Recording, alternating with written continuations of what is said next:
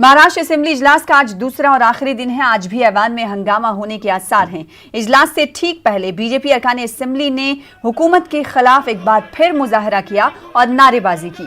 BJP ने कहा कि खवातीन की सलामती के मुद्दे पर हुकूमत नाकाम हो गई है। ख्याल रहे कि 2 रोजा इजलास में 6 ऑर्डिनेंस और 10 बिल हुकूमत ऐवान में पेश करने वाली है। नहीं, सामना बीजेपी को टारगेट बनाएंगे, नहीं तो क्या एनसीपी को, नहीं तो कांग्रेस को बनाएंगे। और ऐसा एक दिन सामना का नहीं जो बीजेपी और विपक्ष के ऊपर टारगेट नहीं किया। तो अभी हम जिस तरह से इस सरकार को घेरे में लाया है, किसान का सवाल हो, महिलाओं के ऊपर का अत्याचार हो, कोरोना के संकट काल में जो इनका दुर्लक्ष्य हुआ है, ये सभी चीजों से सरकार को घेर रहे हैं। सभागृह के बाहर इधर भी घेर रहे, अंदर भी घेर रहे, और इसलिए हमारे ऊपर टीका टिप्पणी नहीं करेंगे तो कैसा चलेगा। जो मुंबई का हाथ पर रोज कमाने वाला जो आदमी है, उसके लिए ये लोकल ट्रेन की आवश्यकता है। मुंबई ठप हो चुकी है। अभी आज के तारीख में मुंबई ठप हो चुकने के बाद में इसको आगे बढ़ाने का कोशिश किया गया। बहुत गर्दी भी उसमें हो गई, कुछ लोगों को हमने शुरू कर दिया था। अभी हम लोग यही विचार कर रहे हैं, माननीय मुख्यमंत्री जी के साथ में चर्चा के बाद जनवरी से ट्रेन शुरू होगी, इस पर गंभीरता से विचार शुरू है।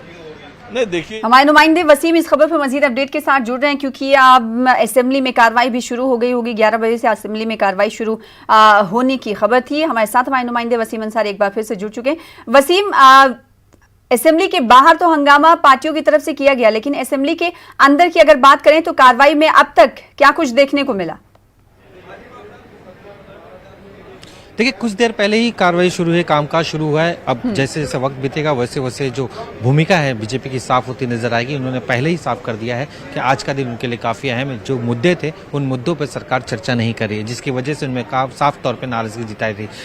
जिस तरह से देखा गया कि महाराष्ट्र के लिए जिस तरह से काफी सालों से प्रयत्न किया जा रहा था शक्ति बिल को लेकर, उसे जब टेबल कर दिया गया है तो लेकिन उस पर चर्चा पूरी तरह से नहीं की। जो संयुक्त कमेटी बनाने की मांग की जा रही थी, संयुक्त कमेटी के द्वारा इसकी चर्चा करने की बात की जा रही थी, अब तक उस पर नहीं हुई।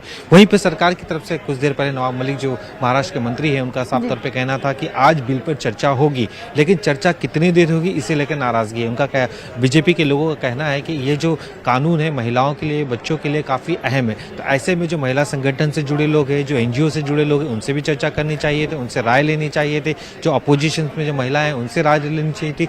सभी के राय लेने के बाद इस कानून पर चर्चा की जानी चाहिए, तो उसके बाद इस कानून को पारित करना चाहती है। यहाँ तक कि देवेंद्र फडणवीस ने कह दिया है कि अगर इस सेशन में, क्योंकि महज 2 दिन का सेशन, अगर ये 2 दिन में इस कानून पर चर्चा नहीं हो पा रही है तो इसे अगले सेशन के लिए रखा जाए। लेकिन जिस तरह से एक पूरी माहौल साफ तौर पे देखा जा रहा है कि किसानों के मुद्दे पर अभी तक किसी तरह की कोई चर्चा नहीं हुई है, और ये जो माहौल साफ तौर पे यहाँ पे दिखाई दे रहा है, एक पूरा का पूरा माहौल साफ तौर पे दिखाई दे रहा है। जिस तरह से अपोजिशन साफ तौर पे यहाँ पे नाराजगी जाहिर कर रहा है, और इसके बाद जो नाराजगी साफ तौर पे यहाँ पे दिखाई दे रही है। एक हमारे साथ जो एक अमरावती के विधायक है, उन्होंने अपनी नाराजगी जाहिर करी है, खास करके किसानों को लेकर। क्या नाराजगी, क्योंकि अभी तक देखा गया कि इस पे लेकर चर्चा सरकार की तरफ से नहीं की जा रही। जिस तरह से किसानों का मुद्दा मैंने दिवाली के पहले उठाया, मुझे 3 दिन जेल में डाल दिया गया, और 3 दिन जेल में डाल के मेरे साथ किसानों को भी जेल में डाला। और 3 दिन जेल में डालने का जिस तरह से हमने दिवाली के 2 दिन बाद जमानत लेके मैं बाहर आया, किसानों के साथ मुख्यमंत्री को निवेदन देने निकला, तो मुंबई सीपी ने पत्र भेजा अमरावती सीपी को कि एमपी नवनीत राणा और एमएलए रवि राणा को डिटेन किया जाए, वहाँ किसानों को डिटेन किया जाए। 7 घंटे मेरे घर में मुझे डिटेन कर दिया गया। वहाँ से पुलिस कमिश्नर ऑफिस में लेके गए, वहाँ डिटेन किया गया। मुझे लगता है मैं किसानों की आवाज़ उठा रहा, मैं एक क्रिमिनल गुंडा नहीं हूँ, मैं किसानों का एक सेवक हूँ।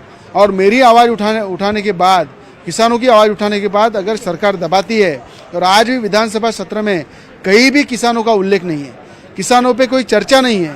आज संतरे की माला, जो 90% किसानों का संतरा पूरी तरह से बर्बाद हुआ है, किसान आत्महत्या कर रहे हैं, और किसानों की आवाज़ अगर विधानसभा में उठाने वाले को और किसानों के लिए बात करने वालों को अगर सरकार जेल में डालती है, रुकाती है, उसकी आवाज़ दबाती है, तो मैं उसकी परवाह करता नहीं। विधानसभा में आवाज उठाऊंगा, निलंबन हुआ तो ये परवाह करूंगा नहीं। किसानों को न्याय मुद्दे पर बातचीत हो रही है और बातचीत करने की कोशिश मांग की जा रही है।